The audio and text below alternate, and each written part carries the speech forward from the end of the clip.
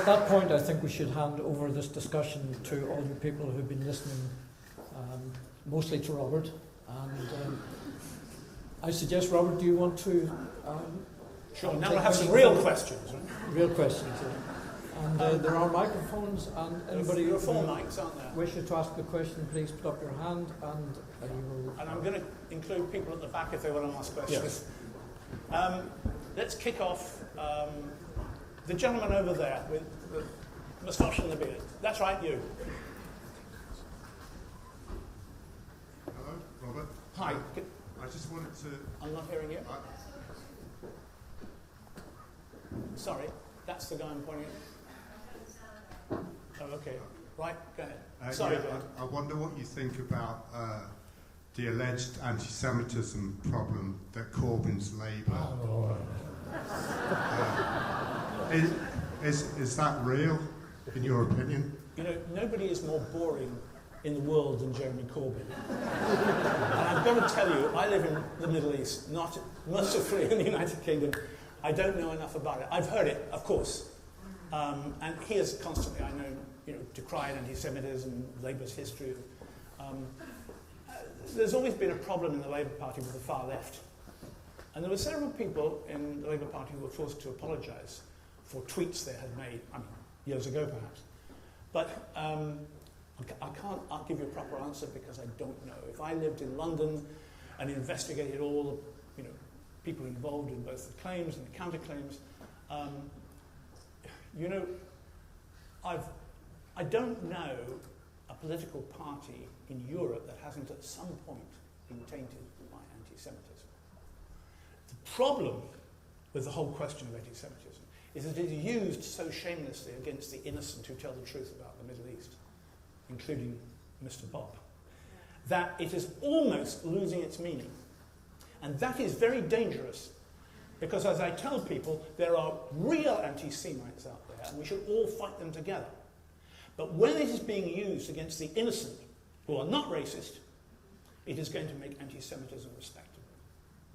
That is the problem. But don't ask me about the most boring politician in the world. Gentleman over here. How about the lady? Gentleman there, sorry, forgive me. It's the hair, what can I say? Hello and welcome. It's wonderful to have you here and to have the benefit of your insight. My question is in relation to the Palestinian issue as well, and the Irish government's attitude to the Occupied Territories Bill. And my question is, why do you think that they are refusing to support that bill? And Simon, bill? I'm sorry, the Occupied Territories Bill introduced by Senator Black that has passed several stages, but it's being held up by Fine Gael and Simon Coveney, whom I'm quite surprised. I know that Coveney made a decision in that light, but I don't know why he did. I'm covering 24 countries. 3,000 kilometres from here. I don't cover the Dáil and I don't cover the Irish government. I'm not trying to get away from it, I just don't know the answer. Okay, let's broaden it a little bit and say ask. that Ireland is one country that nearly have a bill like that, recognising the injustice. Other countries in Europe won't do it either, and including they all Germany, know that it's, as you do, that it's not in any way fair. It was a very just. fine... So why do you think European countries then don't take action about this, other than saying that it's illegal? Over all of us, and I'm including actually neutral Ireland at the time, hangs the Second World War. How many times have I mentioned World War II today? And of course that hangs over us the Holocaust, which, in other words, Germany is not going to walk down a path that's going to anger Israel. I sometimes journalistically walk down a path that's going to anger Israel, and you should see what I get for it. But I've kept going such a degree now and got the support of Israeli journalists like Gideon Levy and Amira Haas, again, read them. But there is not going to be a fair deal in the Middle East unless we can shake free of this fear of the accusation of anti-Semitism. And I think it was in Saturday's Irish Times, there was a wonderful letter by several members of the Irish Jewish community saying what is happening by the Israeli government in the occupied territories is wrong. They're trying to make up for it. In America, I mean, when I lecture in America, more than half my talks are sponsored by Jewish groups. You know, I think it needs very brave members of the Jewish community in different countries to deal with this problem. But it doesn't work, unfortunately. The world goes on and doesn't care. But I think it's the Second World War, it's the Holocaust.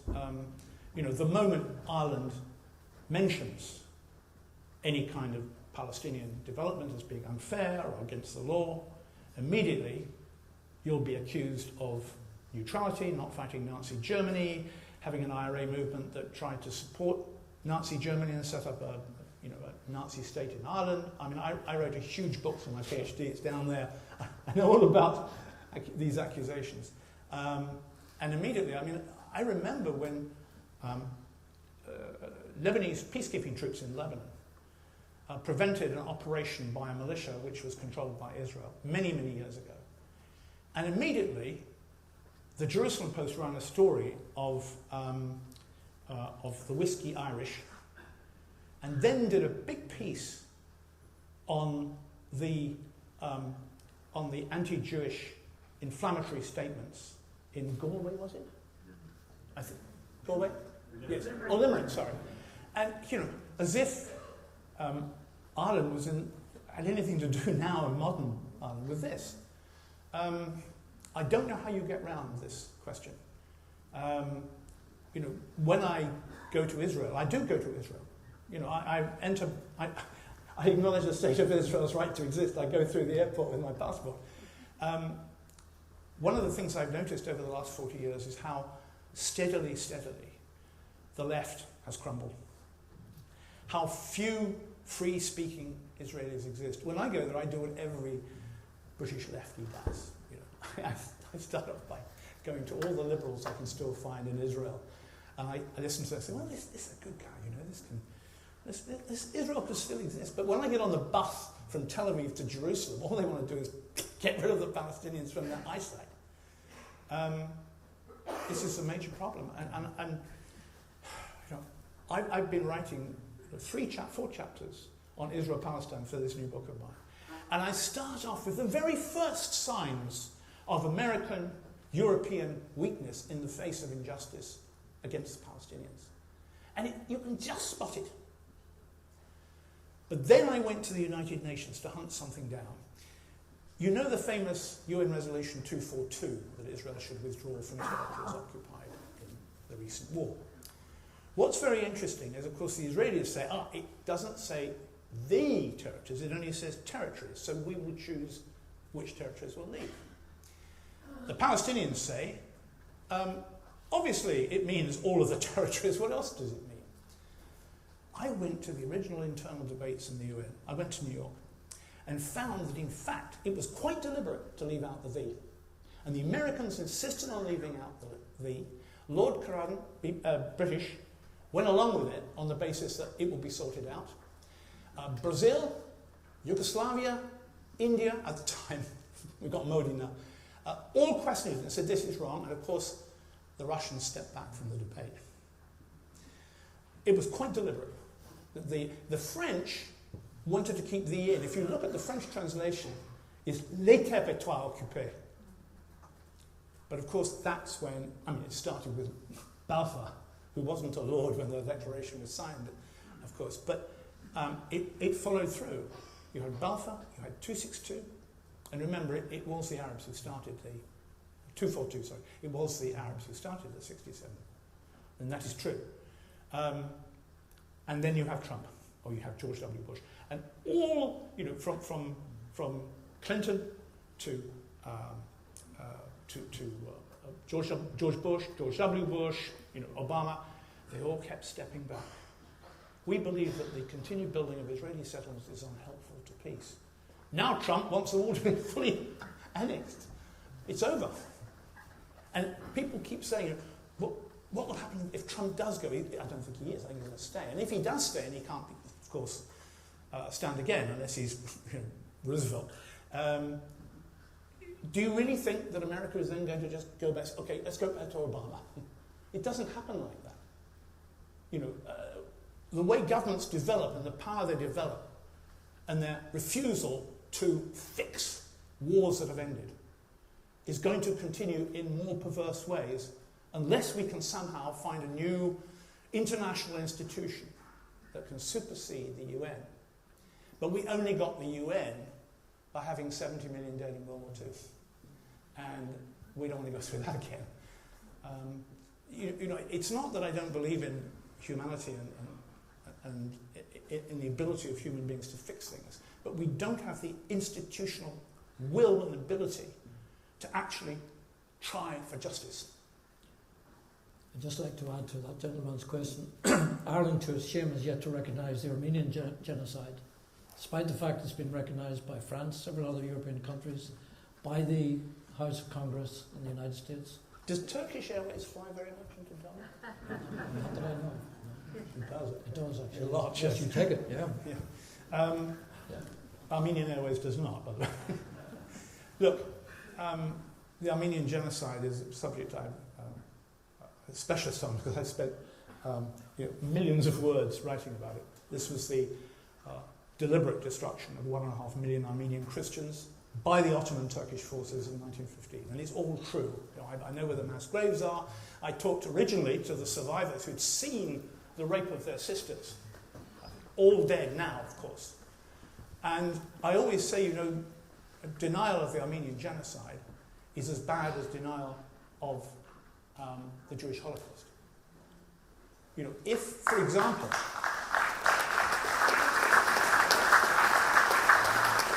and among the governments which do not accept the Armenian genocide is Israel. Most Israelis I talk to do know it happened. They actually call it the Shoah, the Holocaust, which I use in my articles, of the Hebrew for Holocaust. But again, moral weakness. The Americans haven't accepted it. It happened to Christians. And at the time, the only people who tried to stop the suffering were the United States. So the power was there. It's gone. That's American isolationism, Woodrow Wilson, post-World War I. You see, the thing we didn't fix. But the Armenian genocide is a fact. And people are frightened of it. Every newspaper report, except for mine, says the Armenian massacres, which the Armenians call a genocide, but which the Turks hotly dispute. They always use the same phrase, hotly dispute. They find it vexatious, probably. And I actually once had an editor, many years ago, and long gone, who said, Bob, I think we've got to be fair to the Turks. I said, why don't you be fair to the Nazis if you feel like that? Anyone who's going to say that the Armenian genocide didn't happen and question its veracity is in the same bracket as those who would question the veracity and truth of the Jewish Holocaust. And that is a fact.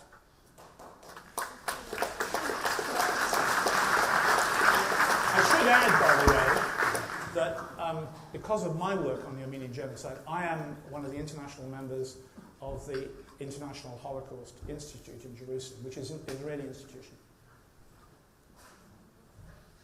So I do accept the state of Israel, don't I? Let's go. Anyone at the back, because I promised someone at the back. I'm looking far at the back. Anyone back there? Yes? We're not getting enough women waving on the right. Questions. Thank you very much. In view of the fact that we're about 100 yards from the American embassy and 200 yards from the Israeli embassy, do you think they might have sent the local CIA man or Mossad man here tonight to keep an eye on you? Firstly, I can't hear you, and secondly, I'm glad I can't. I'm sorry. You can talk to me after. I'm not getting it. I'm sorry. No, I'm just saying, do you think that the lads in Langley and the lads in Tel Aviv have a file on you in view of the fact that you must be a thorn in both their sides? What? There's a file on you in Tel Aviv? I really don't. Are you saying, does Tel Aviv have a file on me? Yeah, I'm I saying, hope so. Do you think, yeah, and you think it might Look, be I go to Israel and I pass straight into Israel. It's most courteous. They give me a press card for as long as I want. I have no complaints against the state of Israel. Do you think that both sides might have a file on you that might be a little bit bigger after tonight? I'm sorry, I'm lost. Let's find a lady to ask a question. One at the front down here, and then we'll try to find one at the back. We've still got time. We're in business. Yep. Thank you. You're welcome. I'd like to know, what are you most positive about in 2020? In what? 2020. 2020? It's only just arrived. What will be the most positive event? In 2020? You mean until 2020? Yeah, I told you that question would come up. Look, this is the kind of thing I end up doing in Beirut. I was having coffee in Beirut with a very old friend of mine who's a senior captain on MEA, which many of you know is the Lebanese national airline. And we were discussing what was going to happen in the future. And the first thing he said is, Robert, forget the Middle East for a moment. It's going to be the end of civil aviation. If global warming is to be stopped, you can't fly cheap on Ryanair anymore. You know, this is a future we don't think about. I was with a friend in Dublin some months ago, and we were driving together, and he has a daughter studying in America. He said, I'm telling her to travel now, because I don't think we're going to be able to do it in the same way later. And there is a certain obscenity in a world that is making us cough sometimes in finding these vast airports. I went through on Sunday coming from Beirut, I went through Istanbul's new international airport. It's 4 miles I had to walk from my incoming flight from Beirut to the one coming to Dublin. And when I looked at the Turkish Airlines map in the magazine, there was more red airline routes than there were countries. So I said to my friend in Beirut, well, what about electric aeroplanes? And he said, Robert, I read all about this all the time. He said, I'm an aviation expert. He is. He's been 30 years as a pilot. He said, you can't fly airplanes with electricity. It's not going to work. You're batty. Maybe wind. You can have balloons again if you want. And none of us are thinking about the fact that in 20, 30 years' time, we or our children are not going to be able to go to Dublin Airport and buy a ticket to Geneva. They may have to take a boat to the United Kingdom and then take a train on the Channel Tunnel and then take another train. Travel is going to slow down, and that means education will slow down. You can have an increase in internet. We haven't brought up Twitter as an internet, thank God. Conferencing. But the things like this, which we're going to have to look at in the future, that our individual freedom to travel, which was one of the basic point of Schengen, for God's sake, is going to be deeply restricted if we're going to save the world. What about international politics? Do you think all these political parties are going to sort of somehow stay the same? One can ask that question after February 8 in this country. But you know, we keep seeing the world in terms of not actually looking what the future is going to hold. I mean, maybe viruses. My belief is that medical science is so far advanced, unless you're using chemical weapons, that will not happen. I mean, China, yes, and SARS, and now the new virus, but there's going to be something that pops up. And we're not getting ready for it or trying to foresee it. We're just going on with our cliches and our old phrases and so on. And I notice that religion has not cropped up tonight, thank God. But nonetheless, people used to believe until a certain period of history, maybe 1914, maybe 1919, that there was a God. That eventually the saints might be able to do something about it. We don't think that now. The ironic thing for me in the Middle East is that here we have a region which is dominated militarily, culturally, politically, economically by a Western world that has largely lost its faith in God. And the people that they dominate, these godless people, not everyone I know, but largely, the people they dominate have not lost their religion. The Muslims have not lost their religion. And religion, I mean, there are many things wrong with the teaching of Islam. I can go on for that for ages, and I've written about it.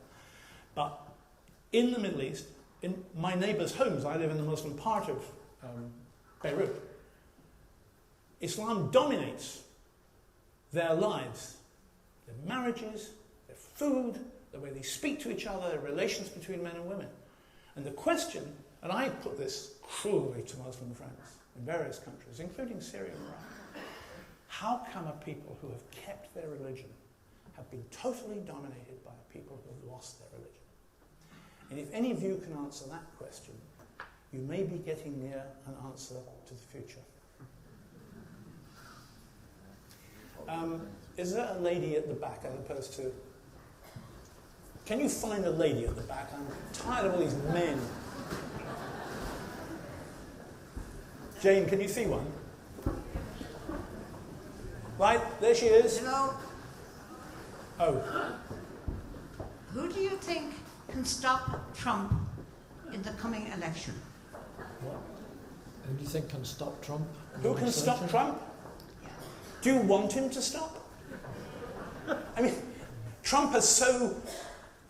Look, I'll tell you a story, and this is a fact, and I know it from the horse's mouth, so to speak. In Beirut, there's a huge US embassy in bunker. Sometimes they have to telephone the State Department, headquarters in Washington, right? Very often the phone isn't answered. There is no Trump policy. Why do you want to stop him? He is a totally deranged man. And many of the people around him, before they spin off into the atmosphere and leave, are also deranged. There is no idea of justice and decency. And from a man like Trump, you won't get it. And now it's being joined. I mean, Trump behaves in many ways just like the Middle East dictators have done. Believe me, I've met quite a lot of them. And when you have a great country which is squandering its prestige and its freedoms in the way it is a massive world tragedy. You know, after the First World War, the only country that tried to fix it was the United States. State Department officials in the old Ottoman Empire, including Beirut, and NGOs, who of course then were Christian missionaries, they all petitioned the State Department of Woodrow Wilson's government administration. There should be, with American help, a new Arab nation from the Atlantic coast of Morocco to the frontier of Mesopotamia, Iraq, and Persia, Iran. And the British and French opposed it. They had plans for Palestine and Lebanon. I think the question was who can stop Trump. And Well, I spent 10 years in the United States covering politics, and I'm afraid it's going to be very difficult to stop Trump at the next election. Here's the question. I just want to finish the point. Yes, please, finish it. It takes a bully to tackle a bully, and I think Bloomberg, who has entered the race, is going to be in a debate tomorrow night, who has decided to treat Trump like the schoolyard bully he is, and bully him back, and stand up to him, which Hillary never did. And I think there is a strong possibility that the Democratic Party, faced with a Jeremy Corbyn-like figure in their most prominent candidate, might just decide that it's more important to beat Trump with somebody like Bloomberg, who has the money to make an impact, rather than allow Trump to continue for another 4 years. And the problem is that Trump has delivered to the Republicans what they want, and that is control of the courts, control of the Supreme Court. And they will support Trump as long as he does things that supports the Republican base, despite the fact that, as you say, he's irresponsible, he's a blackguard, he's everything that you've for a long time. Everything that you've said. The Republican Party has sold its soul to Trump, and that may be the reason why he gets another 4 years. If he gets the next 4 years, and I made a joke earlier on when he can't do what Franklin D. Roosevelt did, another 3 terms of office. Are you sure? There was a piece, actually in the Irish Times, that hinted there's a danger and a fear among Democrats that he's not going to leave the White House, that the legislation itself and the American freedoms will be changed. And he's just the man to do it. It is a major problem.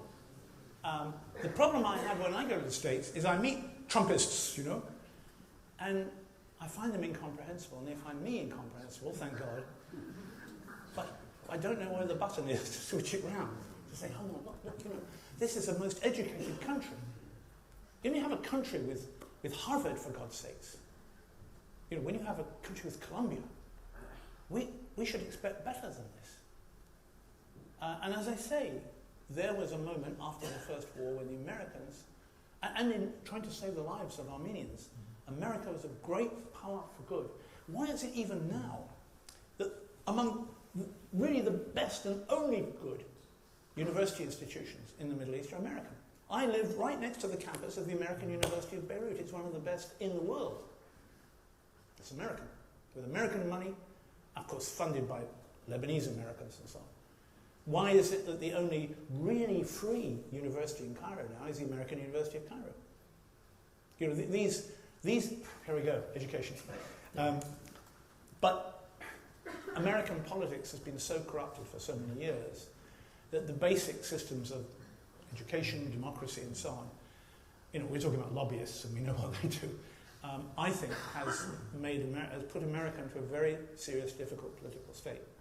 And I think we see the fear that people have of Trump. Look at the moment after the impeachment fell through, he went for everybody who spoke for impeachment. He cut them down. He changed the ambassadors who'd given evidence. He cut into the witnesses who'd given evidence. Well, in those cases, would you want to be a witness in an American court? I mean, we've got to stop making parallels between, you know, Nazi Germany and Trump, or Nazi Germany and Ayatollahs and everything. But Trump represents a new kind of politics which we have not yet come to fully understand. And you know, various of my colleagues have suggested that there's, even this includes mainland Britain, a lot of Eastern Europe, and perhaps Mr. Putin, who we still haven't mentioned, you're going to have to talk about him in a moment, that somehow a barrier has been crossed, and they're not going to walk back across that barrier. We don't know what comes next. Again, I'm talking about, you know, we're not talking about civil aviation here, we're talking about how politics is going to develop. It's not going to go back to our old friends, the United Nations, Amnesty International, International Red Cross, Human Rights Watch. I think that doesn't have any like the same influence. But I have a question for Conor, because I see Putin through Syria. I see the Russians and talk to them in Syria. I have to say that the Russian officers speak good English and perfect Arabic. Do you think the Americans and British do? I don't think so. I remember when I went to the American embassy in Kabul in 1980, there wasn't a single Russian speaker in a staff of about 20. Of course not. And the Russians had just occupied the country. But I want to know now, when Putin started, you know, he's called the Fox in Damascus. You see what? Yeah, the Fox. Lebedev is called the Poet. They all believe he wrote poetry. The foreign minister, I don't know if he has, but the Syrians believe he has. I'm still trying to find that out. Anyway, there was a time when Putin looked like a fresh man. Look before the years of corruption and so on.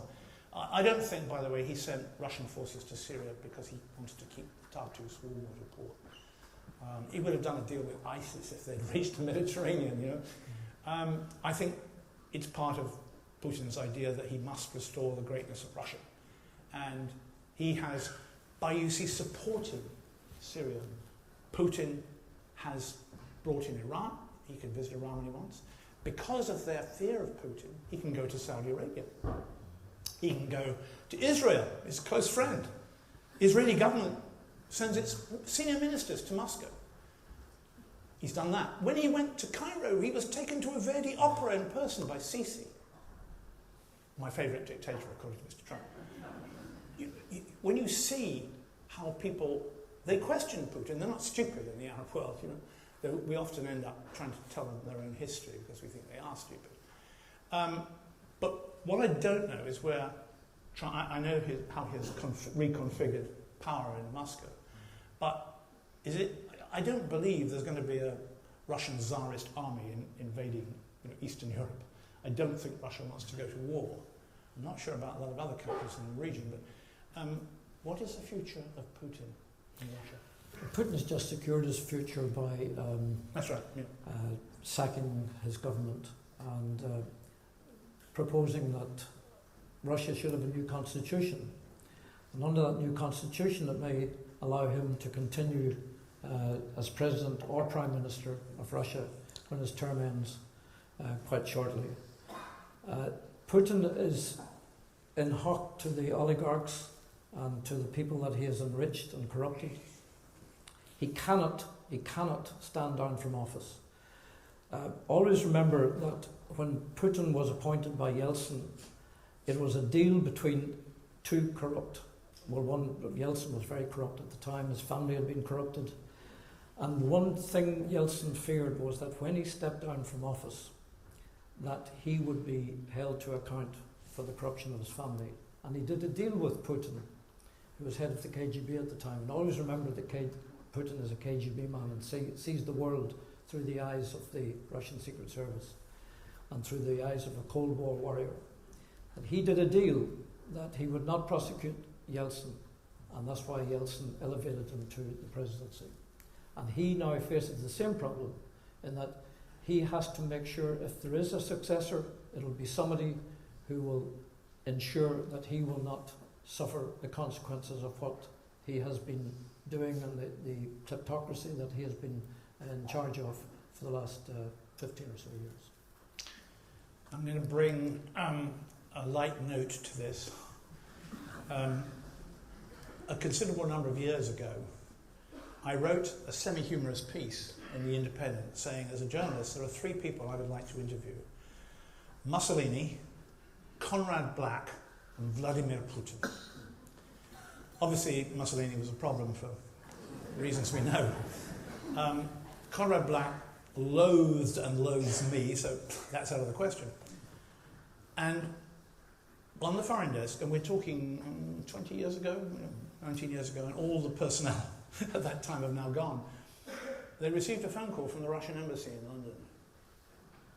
Quite a friendly call, saying, we just want to check. We read an article by Mr. Fisk that he'd like to interview Mr. Putin. And an intern answered the phone and said, nah, that was just a joke.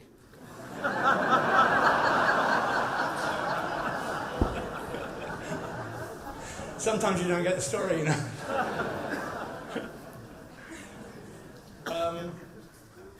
Yes, just there. 3 in on that road. Yes, that's right. Yes, quite right. Do you think there is any state in the Middle East where there is a possible alternative government that any Western power might support? Is there a state in the Middle East which any Western power might support? Where there is a viable alternative government in opposition that could be supported, or are not most of them now hereditary dictatorships? Well, the only country which we claim to be a possible success, and there's a problem with the election going on there at the moment as we speak, is Tunisia. Is this because it was very well educated even under the French? Possibly. Is it because they had a strong trade union movement? Interestingly, in the various Arab revolutions, where there were strong and socialist trade unions, Tunisia, Egypt, the revolution caught on. But where the revolutions were concretized into the regimes, Syria, Iraq, and so on and so forth, it was bloody. It's interesting, I always think that somebody must do a PhD thesis about trade unionism in the Middle East. We don't talk about socialism anymore, but actually there's a lot of them around. Social organizations, universities, and so on. Among even the regime, people like Algeria, which is effectively run by the Algerian army. I can't see any. I can see one. It's not quite in the Middle East, but it's there on the borders, is Armenia. Of all the previous Soviet republics, Armenia is the one that has become a true democracy. Truncated, but yes. Yeah. It had its Orange Revolution 2 years ago. It now has a viable opposition. It now has a government that responds to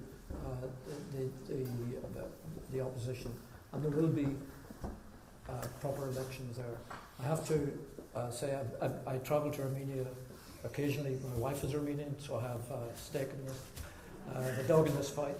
But I'm really pleased to say that Armenia is one country Of all the countries, if you look around, Turkey, Azerbaijan, Georgia, not quite as democratic, and Russia, and all the stands, Uzbekistan, Kazakhstan, all of them cannot call themselves democracies. But there's one country that is now genuine democracy, and that's Romania. But you should also mention that Armenia is the only Christian nation of those countries. I'm putting Lebanon to one side. It's a special case that drives me mad because I've lived there for 44 years. But it is a Christian state. Well, so is Georgia. So is Georgia. I was not allowing you to bring Georgia into the Middle East. Okay, Armenia is the border. Yeah, I mean, you can bring Russia in if you want.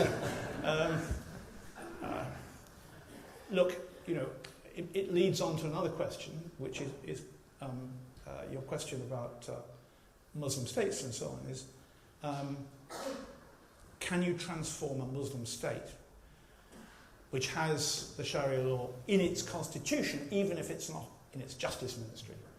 Can you transform it into a style of state that, without being Western or watching CNN, works in a way that everyone has freedom of speech, can travel where they want, are represented in Parliament? We can talk about Lebanon, but it is a very special case.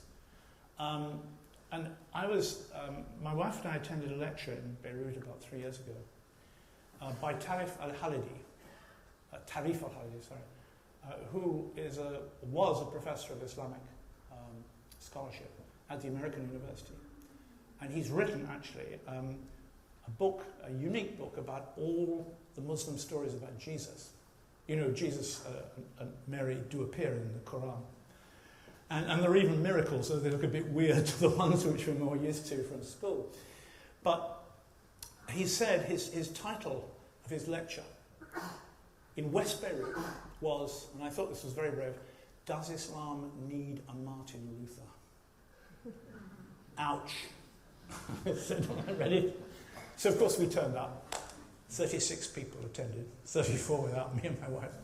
And his argument was that those who say that the Quran contains everything are not correct. That the Quran is an invitation to learning. As he put it very brilliantly, there is no Karl Marx or Beethoven in the Quran. There isn't in the Bible, but the Bible does not. The Bible allows you to flourish in the arts. And 36 people turned up. And this is the man who has written the most recent and brilliant English translation of the Quran. And there was no pick-up on it. It wasn't commented on in the Arab press, not even in Beirut. I wrote about it, but I mean, it just disappeared with the wind. And I'm not sure what your reflection is on that. I don't know what mine is, except that, brave guy. He's the guy, by the way, who watches CNN with his wife to watch Trump. And there are a number of fine secular academics, here we go on education again, in the Middle East. 2 of them have recently died, alas. They all used to meet in Beirut once a month for dinner and try to work out how to break this, Islamic scholarly hold, non-scholarly hold on the Muslim world. You know, one of the problems, for example, that the chief Islamic scholar in Tripoli, northern Lebanon, not Libya, has no academic claims to his name. None at all.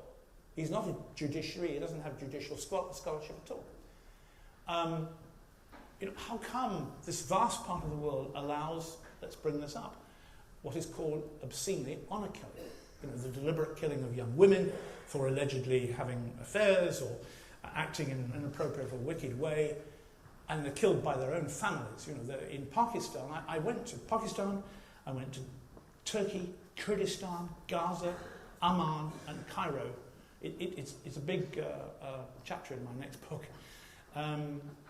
And trying to find out how this plague exists in these countries which are among our original civilizations. I did discover several things which were very disturbing. The first is, I went to see one woman lawyer in Pakistan, I went to see, a girl who had sought refuge with her had just been shot in her office, and I sat in the chair she sat in with her blood still on the wall. She was shot by her uncle, by the way. One of the things I discovered in Oman and Egypt, not in other countries, is that per head of population, more Christian women were killed in this way than Muslim women, especially in Egypt. And per head of population, remember, according to the percentage of the population. Another thing I discovered, particularly in Pakistan, is that the traditional family, tribal family, is always that your children will look after your old people. You know, they're not going to have a public health system. So do you mean Christian uncles were killing the Christian nieces? Yes. In some cases, priests were involved. The figures and details of it are in my next book. Yes, Christians were killing their own families too. I mean, the tradition goes on into India, of course, and it goes sometimes to southern Greece, because here again, you know, there's not like a border, no honour killings, honour killings. But one of the other things I found is it certainly involved a case where a brother and mother took the youngest sister, tied her in barbed wire and set her on fire in a Pakistani village in Punjab, Pakistani Punjab. And what I discovered was that, as I say, in a tribal family, where you have many children, and the tradition is always the children will look after the parents. They will die at home. You know, they can't call the ambulance, put them in old people's home. Bride money is effectively going into the care of the family. So anyone who has a grudge, or anyone who thinks, you know, they don't like some guy and he's got a daughter, they'll say, she has a telephone and she's been dialing a young man in the next village. See, immorality. And immediately, that man cannot marry any of his daughters off, unless the daughter who's accused is murdered, in which case the bride price is back. There are serious economic reasons behind this cruelty.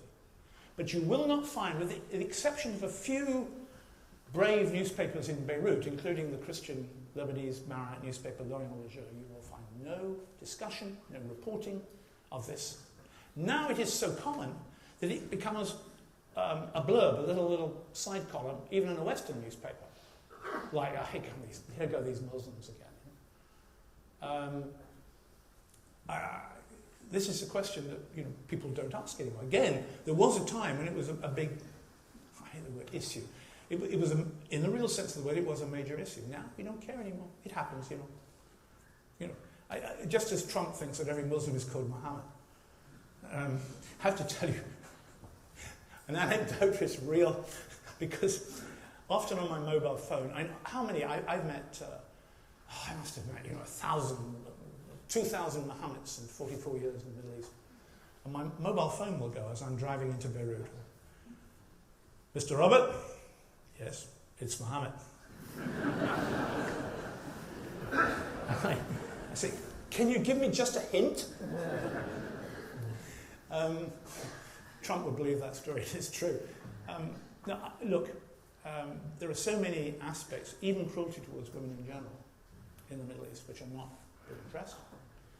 Lebanon is a little bit of an exception for all kinds of reasons. Education, there are Lebanese women ministers, Lebanese women bankers.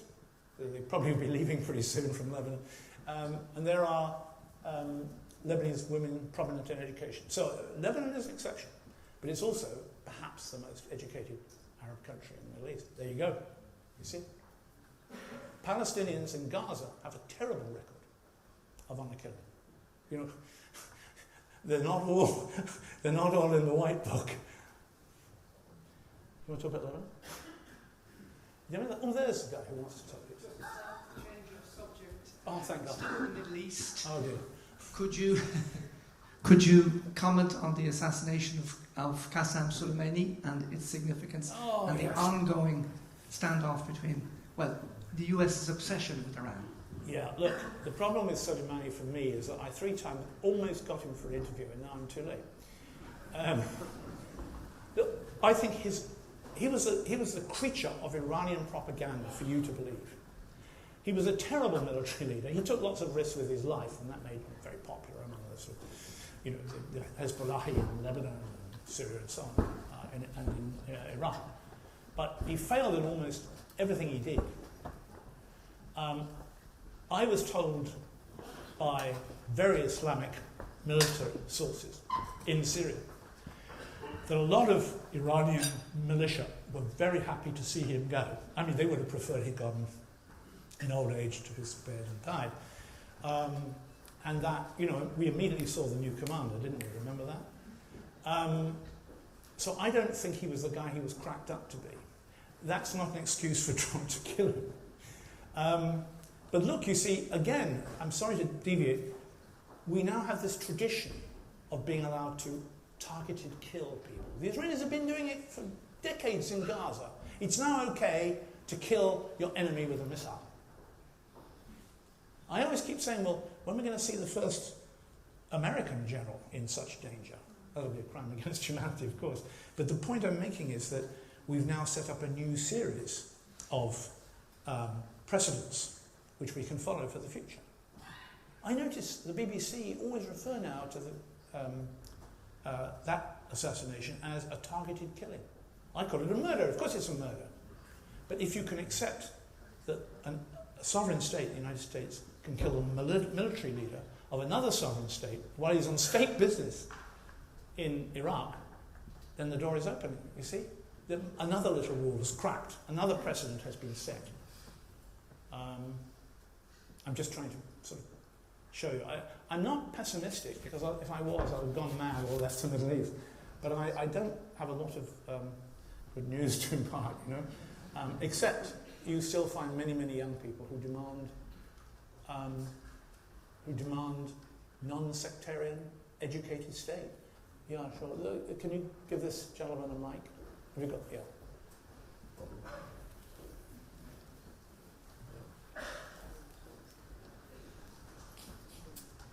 I wonder if we can just take the conversation just to Lebanon a little bit, and in particular Lebanon's involvement through Hezbollah in what's going on in Idlib at the moment and in the Syrian conflict in general, and what effect that has on the country of Lebanon, particularly at the moment. You mean Hezbollah's involvement in Syria? Hezbollah's involvement in Syria, yeah.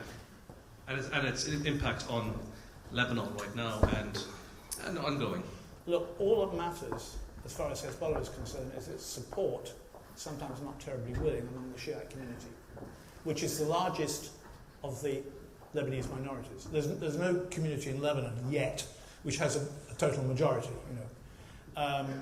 but there's no doubt that the Hezbollah themselves believe, and I suspect it is true, that if they hadn't come to Syria's support at about the same time the Russians did,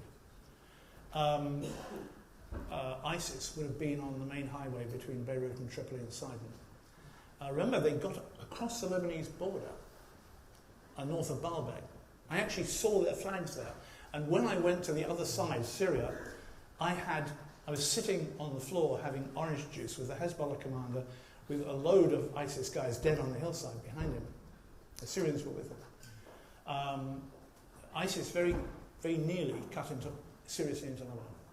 And that is a fact. I mean, it's a military fact. It's not a political fact. I don't think it's had a great deal of effect on Lebanon. Lebanon's problem is the same old problem that we Westerners created in Cyprus, Northern Ireland, Palestine, Jordan, Iraq. We chop up these countries and give them sectarian representation in parliament. Now this sounds very good. And if you go back to the Lebanese records of the 1920s, when the French first arrived, they said, listen, under the Ottomans, your very soul was destroyed. But we're going to create new democracy here. You're going to have a parliament that fairly represents each percentage of the population by religion. So in Lebanon, because at the time the Christians claimed they were a majority, which is why the last election in Lebanon was in 1932. Now they're about, maybe 30-40%. But so in Lebanon they created, the French, a parliament in which the Sunni Muslims, the Druze, the Christians, the Shiite Muslims, and the Armenians later on, all had seats representative of their population strength in the total country. Once the French left, or forced to leave by the British, the Lebanese found themselves trapped. They couldn't invent a new non-sectarian system because the whole place would explode. Why is a Muslim made president? They're taking over the country, you see, immediately. And so it is today that the president of Lebanon must be a Christian Maronite. The prime minister of Lebanon must be a Sunni Muslim. The Speaker of Parliament must be a Shiite Muslim. And it runs down through the banks, the Justice Ministry. You know. There was a time I remember when I once had to go and see a senior banker in Beirut, and he said, "I'll talk to you, Bob, but you've got to see my Druze opposite number." I mean, can you imagine this in a society in Europe? There may be a few places. So what has happened is that sectarianism has been locked into the working of the country. At the moment, and it's not doing very well, and I've just been there to report it. In fact, I came back on Sunday. There has been a revolution of young, educated people, but also the poor as well, who have a lot to lose, following the collapse of the economy, saying an end to sectarianism, get rid of the parliament, new constitution. But it doesn't work, because to get that done, you need to call your politicians, and they're all elected by their sectarian origins. So how can you ask sectarians who benefit from this in a deeply corrupt society, or as a friend of mine once said, they are professors of corruption in Lebanon. How do you do this? It was interesting. I was downtown with the demonstrators, and the only armed group that tried to approach them and did fight them was Hezbollah. They came right in with a truck, because despite everything they say, the Shiite Hezbollah movement is sectarian and supports the government. The government ensures that they can keep their weapons.